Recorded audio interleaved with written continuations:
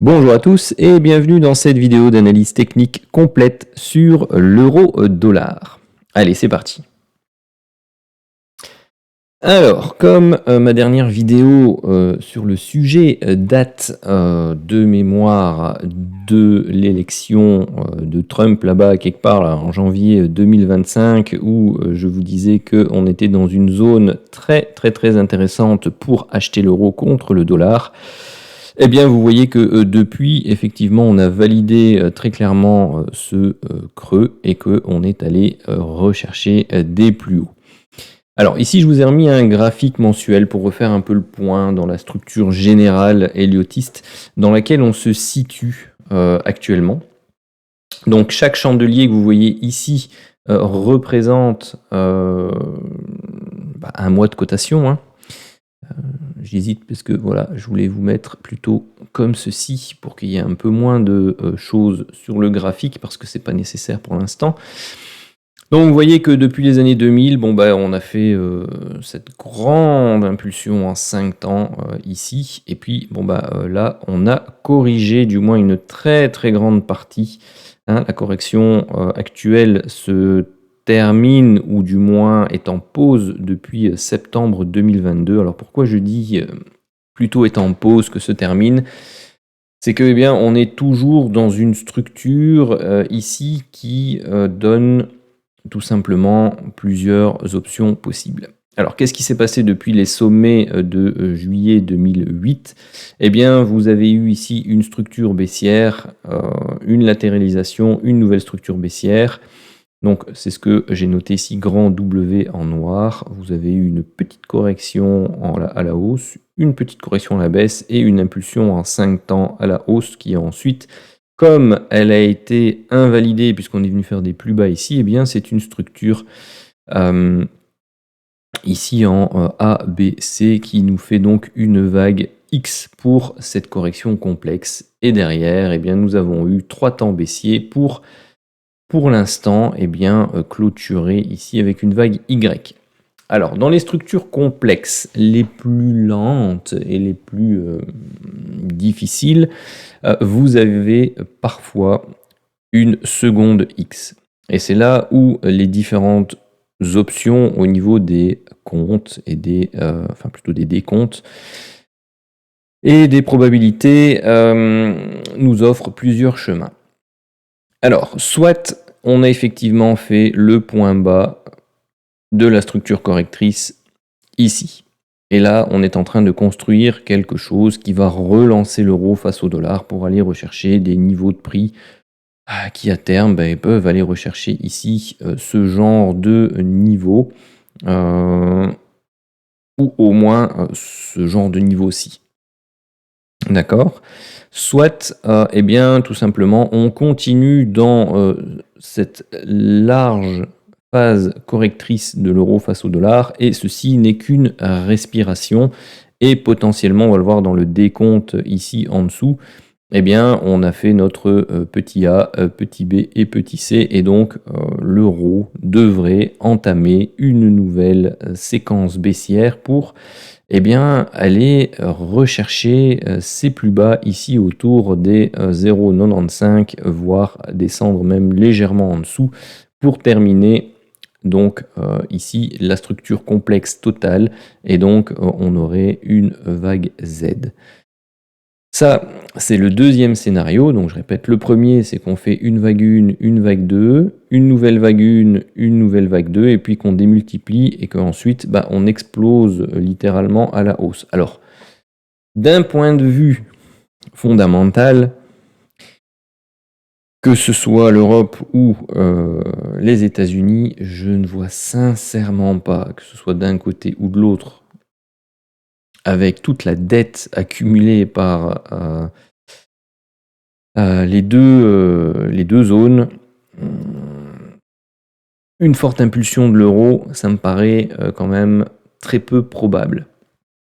Surtout que l'Amérique a quand même un avantage par rapport à l'Europe, c'est que l'économie américaine est quand même un peu plus forte que l'économie européenne, qui n'a absolument pas eh bien, d'énergie. Elle doit l'importer quasi totalement, alors que les États-Unis, eux, sont autonomes en énergie. Ils produisent leur pétrole, ils produisent leur électricité tout seuls, comme des grands.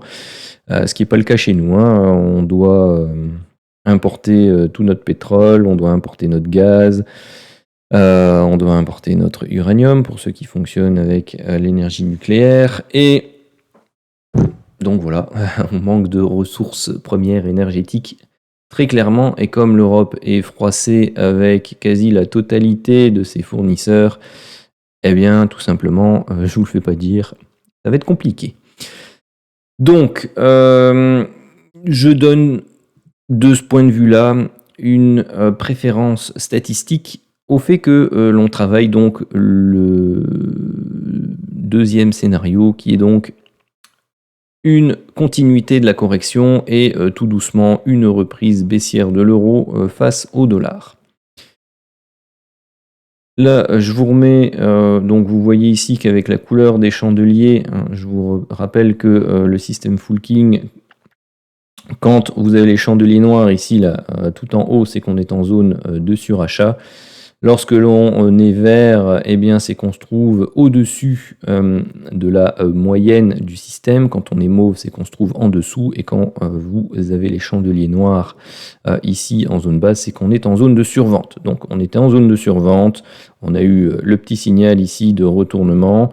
Pour l'instant, on le tient, mais on n'a pas encore franchi la moyenne du système pour dire de reprendre une tendance haussière. Vous voyez ici sur la X précédente, on l'avait franchi, le situé ici quelque part, plus ou moins, mais vous voyez que depuis, eh bien, on ne l'a pas fait et ici on ne l'a pas tenu. Donc pour l'instant, elle sert plutôt de résistance.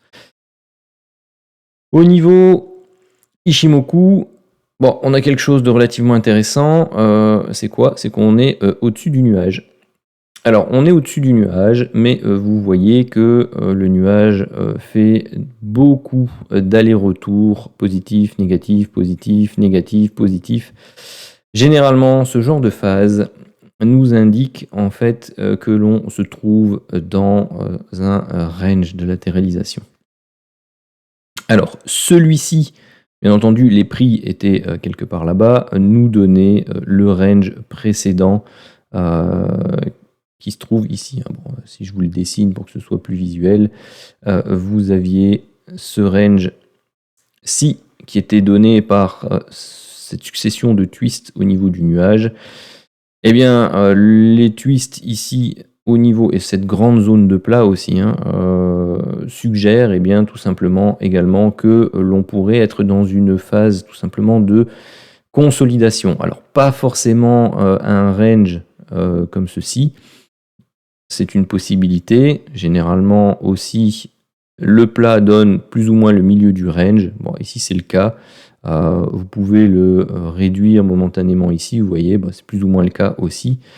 Mais ça indique aussi parfois tout simplement un canal de latéralisation avant de marquer plus précisément un range de plus long terme. Et voilà, on pourrait faire ceci, cela, hop, aller chercher les plus bas, et ensuite vous auriez donc ce fameux gros range, si avec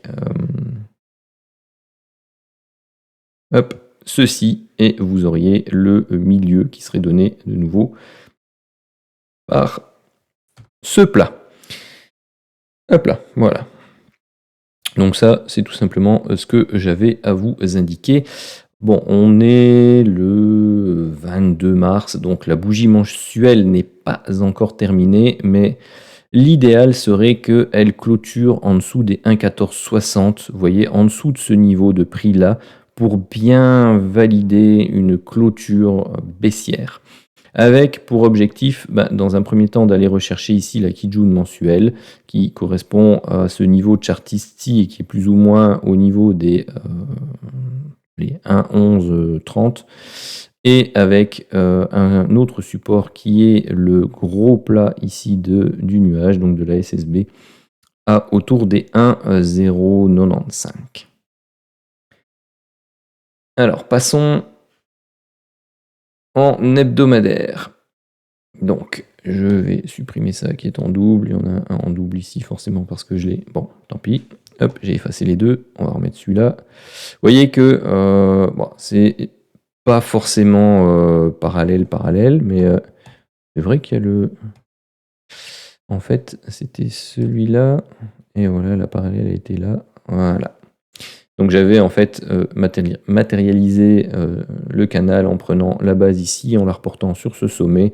Et vous voyez que, eh bien, tout simplement, on y est. On a tapé le sommet avec, en hebdomadaire, un magnifique chandelier. Donc ici, vous aviez un gap. Donc j'avais posté sur le canal Telegram l'analyse à ce moment-là et j'avais dit faites attention parce que ça, c'est un très très beau signal. Si on vient combler ce gap-ci après ce chandelier-là, eh bien, vous avez de fortes chances de corriger fortement et d'aller, enfin fortement, on s'entend, hein, et d'aller rechercher au moins, donc ici vous voyez, vous avez le triangle, d'aller rechercher la médiane, enfin non, le milieu du triangle qui était les 1,1650 et d'aller rechercher le bas ici du triangle qui a quasi été fait autour des 1,14. Donc vous voyez qu'au niveau hebdomadaire, vous avez eu, donc au-delà du décompte en 5 temps que je vais vous présenter plutôt sur le journalier, au niveau hebdomadaire, on était en zone de surachat dans le haut de canal.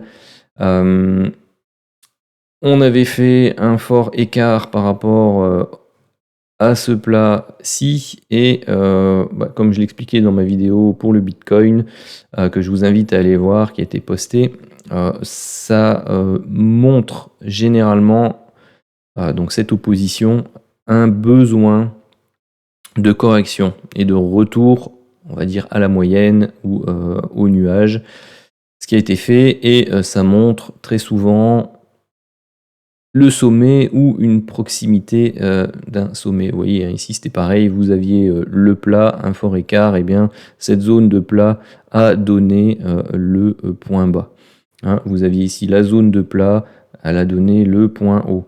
Bon, ici c'est différent parce que la zone de plat est plutôt là, mais vous avez eu une forte baisse prolongée, donc là forcément le nuage a clairement suivi.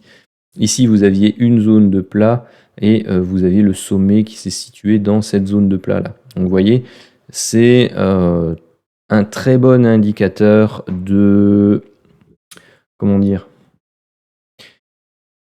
un très bon indicateur pour dire qu'on arrive dans une phase excessive, que ce soit dans un sens ou dans l'autre, et qu'une latéralisation, qu'une correction est attendue.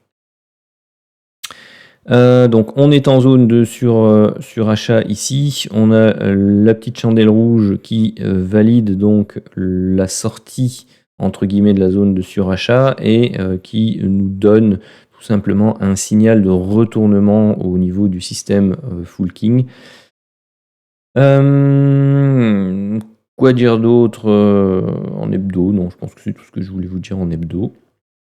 On va passer en journalier. Donc en journalier, vous voyez, la dernière vidéo que je vous avais faite, c'était ici pour vous indiquer que ici, là, on était dans la période des élections de Mr. Trump et que, comme dans sa précédente élection, l'euro avait de fortes probabilités de monter assez fortement et d'aller rechercher le haut de ce canal que j'avais à l'époque modélisé.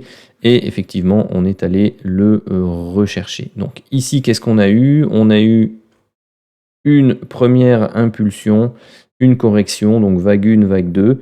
On a eu ensuite une vague 3 en extension qui s'est terminée ici. Puis on a eu une phase de latéralisation qui a pris la forme d'un magnifique triangle. Une dernière impulsion, et puis derrière, vroom, la baisse. Alors, où se situe-t-on maintenant dans la baisse? Donc on est passé sous le nuage, donc on est bien passé en mode baissier d'un point de vue du système Ichimoku. Au niveau Elliott, on a eu une première vague et sa correction, donc vague 1, vague 2. Je vous fais pas le détail du décompte ici, mais là on a fait la vague 3, là on est en train de travailler la vague 4. Donc c'est pour ça, je vous ai modélisé ici ce qui est potentiellement La forme de la structure, donc c'est-à-dire qu'on va encore, c'est pas forcément que ça va aller directement là, hein, ça va peut-être prendre plus de temps, former de nouveau un triangle, aller rechercher éventuellement les 38,2 de correction Fibonacci de toute la hausse. Ensuite, eh bien, tout simplement retravailler, et on a un plat SSB du nuage qui est présent ici. Et vous voyez aussi, on a le plat qui est là, on a un grand écart, donc on peut faire un dernier plus bas, valider ce creux et ensuite venir rechercher et venir travailler cette zone ici de support qui est tout simplement les 50% de retracement pour l'instant de la totalité de la baisse qui est là, hein, c'est à ça que ça correspond. Si ma mémoire est bonne, hein, donc hop, paf, 50%, voilà. Donc si jamais on descend, où est-ce qu'il est parti? Si jamais on descend rechercher, mais hop, accompagne-moi, voilà. Si jamais on descend rechercher ce niveau-là, vous pouvez avoir une petite marge d'escalier à un moment donné qui va venir se positionner ici autour des 1,1720 au niveau du système Ichimoku, et donc c'est la zone que l'on pourrait aller rechercher sur une phase correctrice avant de reprendre la baisse. D'accord? Alors,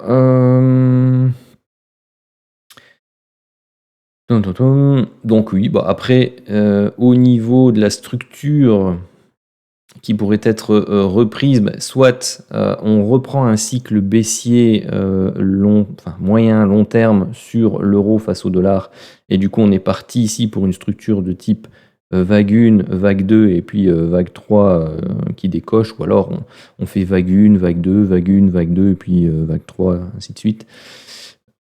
Vous m'avez compris, on n'est pas obligé de décocher one shot tout le temps. On peut de temps en temps faire patienter un peu les vendeurs, les travailler au corps ou les acheteurs de dollars, c'est comme vous voulez.